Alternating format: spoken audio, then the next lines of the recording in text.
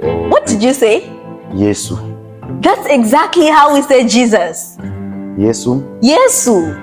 Yeah. Are you serious? He's king. Wow. Free transport? Free transport, obviously, and free and structured transport. Because in Ghana, we do not have that structured transport. I'm not sure what Nigerians call it. What they do, they try to term it as jollof, but honestly, it's not jollof. No. I mean, jollof is one and it's Ghanaian jollof. So I had some friends in Malta. They tell me I should come in, no worries, I should come stay with them. Oh, wow, okay. Take the exams. So I come to Malta, take the exams, my first exams in Malta. And then I go back to Italy after that. So I found out Malta, English-speaking country, not so different from how the Ghanaian culture is. Yeah. Because actually the Maltese were colonized, or the British colonized Malta. Right. So I find that's how I discovered Malta. And then I was coming here every vacation to take up some work to do. And then after school, I got an offer in Malta to do a bit of internship, and then later on got the job I'm currently doing here in Malta. Okay, interesting. That's quite a journey. All right. So tell us, because on this channel, one of the most important things that we want to talk about is finding your God-given purpose, and also finding fulfillment in your God-given purpose. Because we believe that if you find your God-given purpose, you're likely to find fulfillment.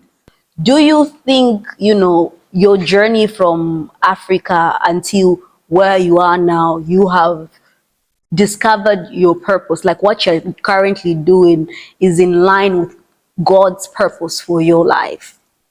I strongly believe so. Why? Because it's funny, but whilst I was in Ghana, I told myself I want to be an accountant. That is why I did accounting. That is why I went through the stress of getting my professional qualification and all. So all this while I've really wanted to do something related to finance or accounting. And my current job is in line with whatever I've studied in school. So I believe I'm in line with God's plan for me. With regards to the work of God, also, trust me, in Italy, I did not really think I was going to find a church where I could fellowship and feel that sense of African, style of worshiping God.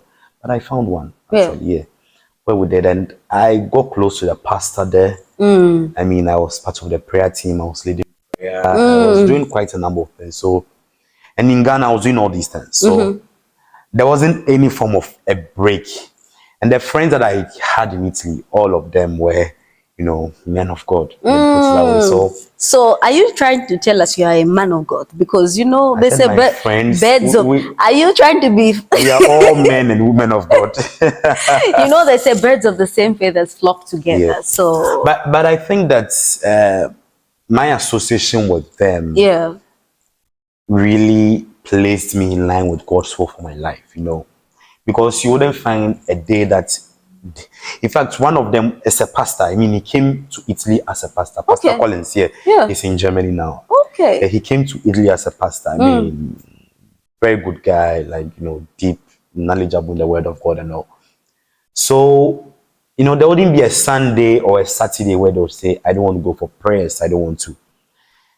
In fact, we are even praying every Wednesday as a group, as friends. Oh, wow. We were. So, I believe it was all God's plan for me. I never was drawn away from the work of God per se in Italy.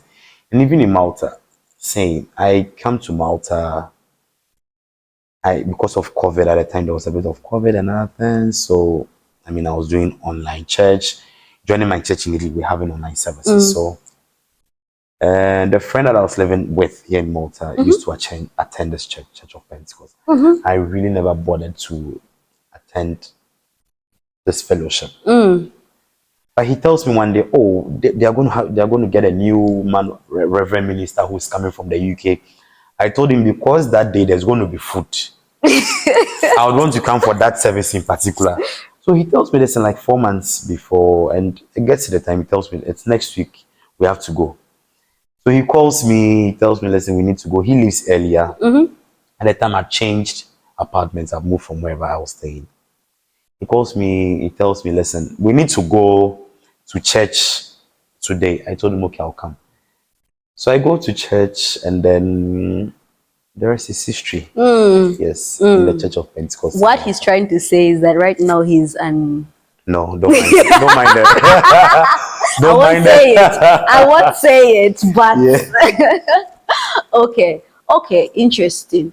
Right. So do you, because you've talked that you strongly believe it is in line with God's purpose for your life. Yeah. So would you say you're finding fulfillment in your life right now, like in everything, your work, church, like everything is just everything looks like it has come together for you? Obviously, I am not there yet. Yeah. But I feel everything is making sense now. You know, when you go through all these tough times, you know, but everything is making sense now. Why did I have to go through all these things? Why would I have to leave my family? Why would I have to change countries? I mean, I've lived in, since I came to Europe, I've lived in more than 4 or 5 countries altogether. Why would you have to go through all these things? But I feel everything is making sense now, because there were certain things that if I had not gone through, I wouldn't have appreciated life in that regard. I would have taken life as always just a one way out. It's just life is just a straight line. There are no bends, there are no curves. But when you go through them, you really understand and experience the power of God, experience the grace of God in all these things. I've not had things all straightforward. I've not had things all rosy. There have been Tough times. tough times. There have been times that you question yourself. Why am I even here? But you have to move. You need to move. You need to understand that all things work together for good. Even if it was not God's will for me even to be here, I strongly believe that all things work together for my good. That is what I strongly believe in.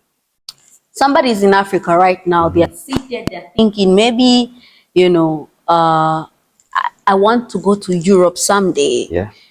And it's just maybe an imagination. It's just a thought that they don't even think is possible. Yeah. What would you say to a person who's seated out there and they're thinking, I would like to go to Europe, Number one, ask yourself why you would want to go. Number two, how would you want to go? Number three, after achieving whatever thing you want to achieve, what is the next steps? So when you get to Europe, if it is through school, I don't know how you would want to come. Plan, if it is through school, know that you have 1 year, 2 years, 3 years to finish whatever thing you want to do. The moment you get to Europe, the moment you leave your country and get to whatever place you are studying, plan your way out. Start planning as though time is up for you to leave the country. What are you going to do? Do you want to stay? Through what means? Are you going to look for a job? You're going to look for a job in that country. You need to learn the language.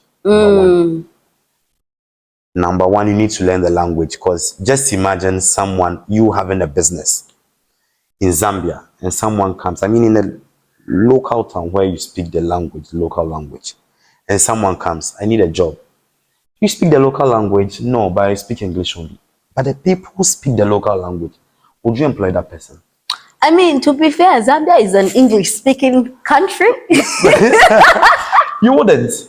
You hesitate, even if the person is good. So you need to learn the language first and foremost. Right after the language, you need to know whether that place fits into your goal or fits with your purpose. Are you going to find fulfillment in that country? Are you going to wake up and say it's too cold, it's too hot, I don't live in this country? Are you going to keep wailing? In certain countries like Norway, Finland, it's almost cold throughout the whole year.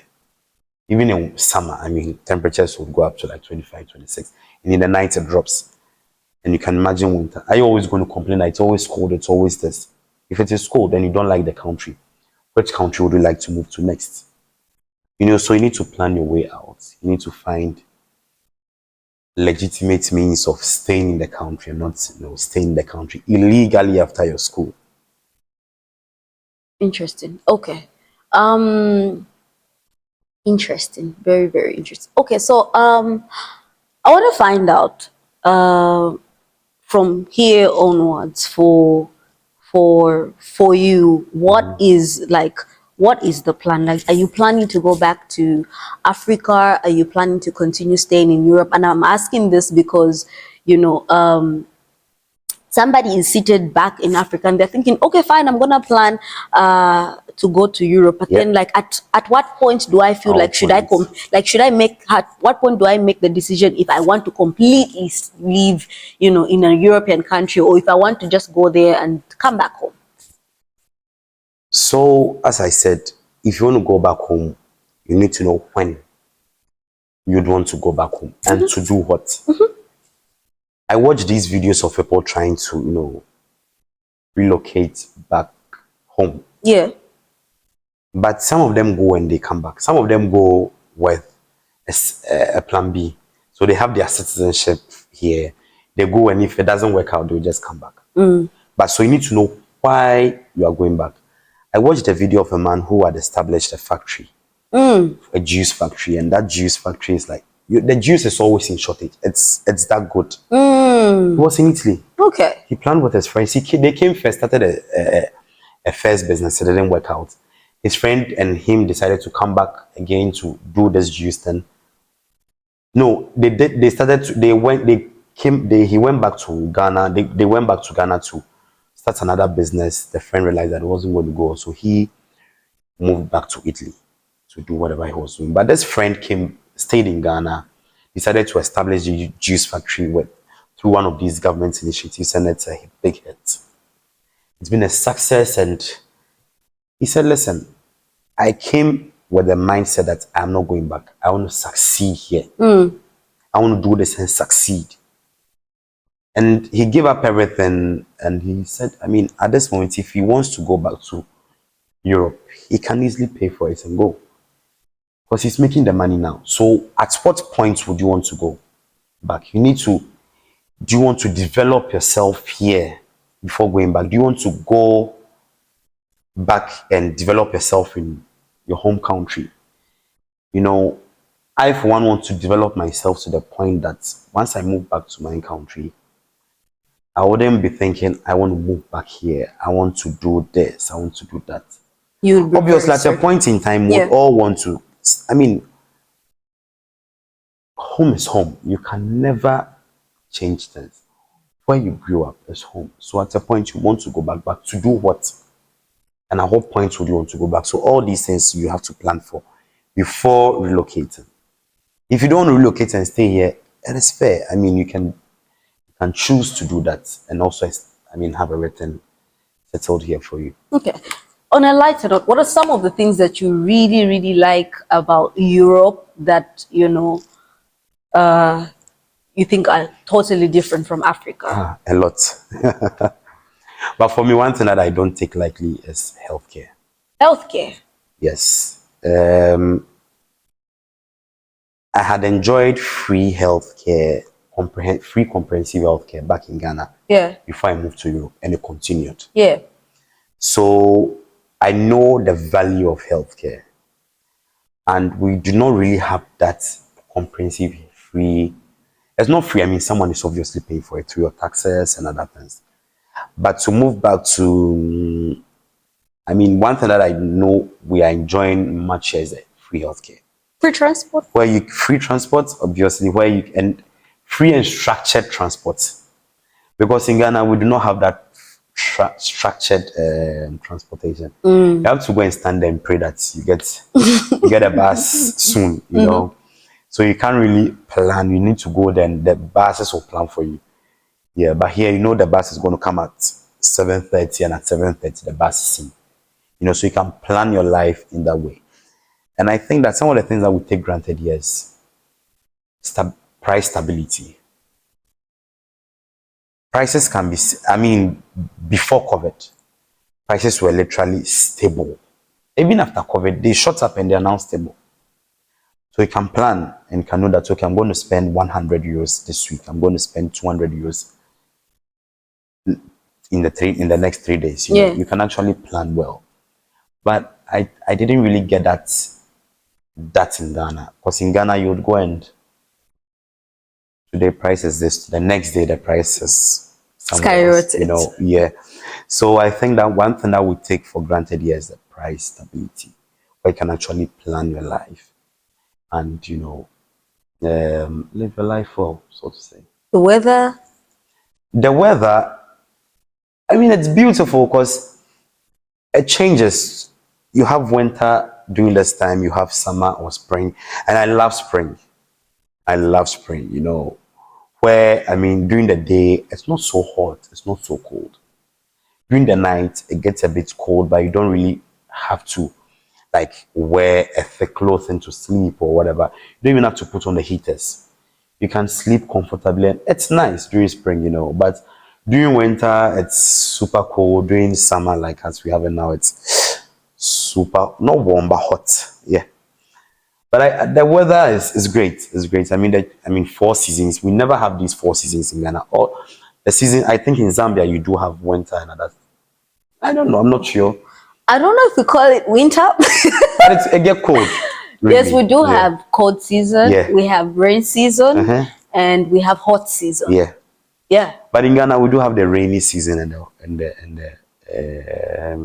sunny season or something. Yeah. If it's not raining, it's sunny. And one thing that I dreaded most when I was in Ghana was the Hamatan. Oosh. What's that? Hamatan is it's a season usually in January, February, December, January, February, where there are a lot of dust particles. It's windy. Not windy. It's weird. There's a lot of dust particles in the atmosphere coming from the desert. Right. You know, so it blows southwards. So through Niger, Burkina Faso, and then Ghana, it settles. So in the coastal areas of Western Africa, you have that because of the desert up north. So it's dry, hazy. In the night, it's a bit cold. You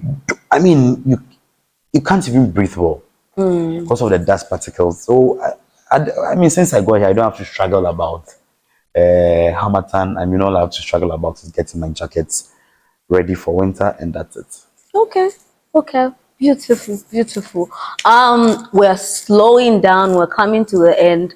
Before we wind up, what is maybe your final words to the people who are watching out there, and you know, they are contemplating on uprooting. I say uprooting because moving from your country, going to another country is not an easy decision. It's literally like you uproot. I feel like it sounds easier in theory, but it's really not easy. So what is your words to people who are out there? They are planning to uproot their life. They're saying, you know, maybe I'm in my country, I'm in Zambia, I'm in Ghana, I'm in Kenya, I'm in South Africa, and I think I want to go out there and look for something better. Maybe I want to go through a job, I want to go through school, whatever means that they are planning to use. What would you say to them? Number one, why would you? I've said this earlier. Why do you want to move? Number two, plan. Plan. In terms of family, in terms of everything, plan. If you're married, you need to plan with your husband. If you're not married, you need to plan as, okay, do I have a girlfriend? What is going to become of this girlfriend when I leave? Okay, if you are single, do you want to go back to Zambia or Ghana to get married? Do you want to find a wife here? It's all about, so plan well. You may not have everything figured out, but at least have a plan that you can follow. That when you come here, you don't have to like struggle and now you're now planning and all these things here. And get a mentor. Once you get here, get a mentor, someone who can show you the way, because it's all about information. Information. And to add on, I think what is also really important is research. Exactly. Like while you're planning, do a thorough research of where you want to go.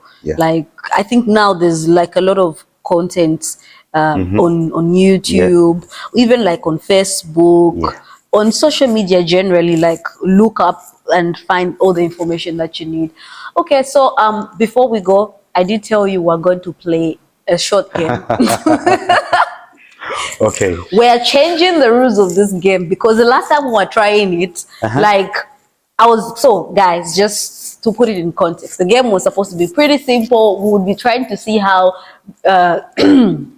people from Ghana pronounce words versus how people from Zambia pronounce words. How the Brits actually pronounce it will be how Ghanaians actually pronounce it. Exactly. So I changed the rules. What we're going to do is we want to know a few Ghanaian words and a few Zambian words. So I'm going to say a few words in my local language, Bemba. You can say a few words in your language. So I'll say the words in English, then you say them in your local language. Okay. Yeah. First of all, before we go there, I have a question. Is it true that Nigerian jollof is better than Ghanaian jollof? Ghana? I'm not sure where you heard this from. I'm not sure who is actually poisoning you with such comparison. You know, that you can't compare. I'm not sure what Nigerians call it. What they do, they try to term it as jollof, but honestly, it's not jollof. You know, I mean, jollof is one and it's Ghanaian jollof. So you can say what Nigerians term as jollof versus jollof. And you know, the original is the original. The original is always the best. I need to find a Nigerian to come and defend this because I feel like right now there's no one. But you know what? There's no one to defend them. But we'll see. Okay, so the first word is God. Nyankopon. Yeah. This is Chi, so Asante Chi.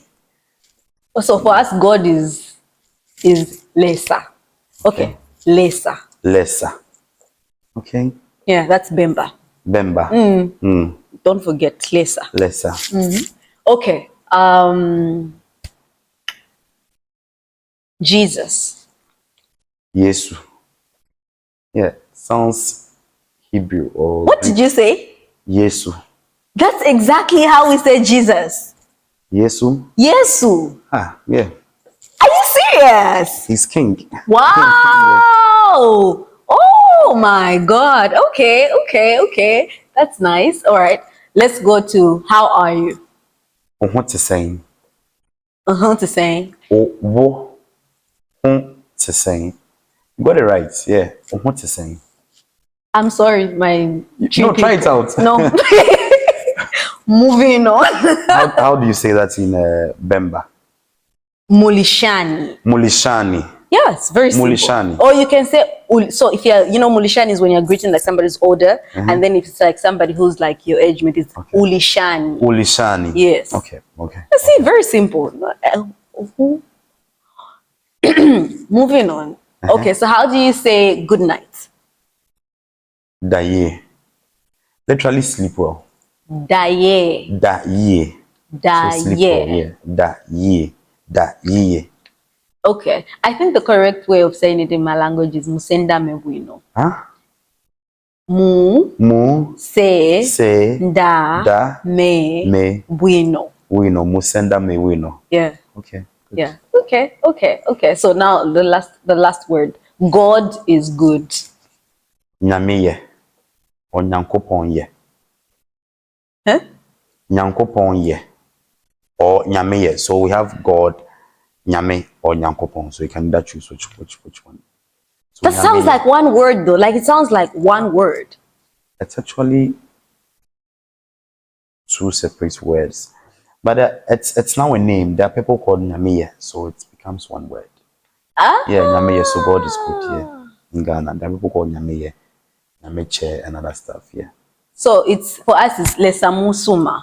Lesamusuma. Okay, so lesser God. Okay. So lesser is God, and then Musuma is good. So lesser Musuma. Okay. So like I'm sure, like I don't know, because as we have this thing where we say like God is good all the time God is good. So you'll be saying lesser Musuma ishtayonse, because all the time is ishtayonse. Okay. Ishtayonse lesser Musuma. I'll visit Zambia one day. You should. Yeah. You should.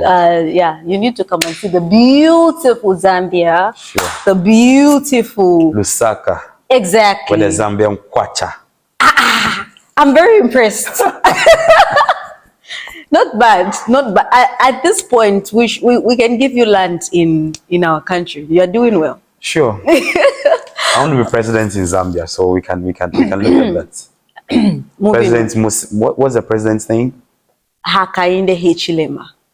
Hakainde Hichilema. I'm coming for your seats. Watch out.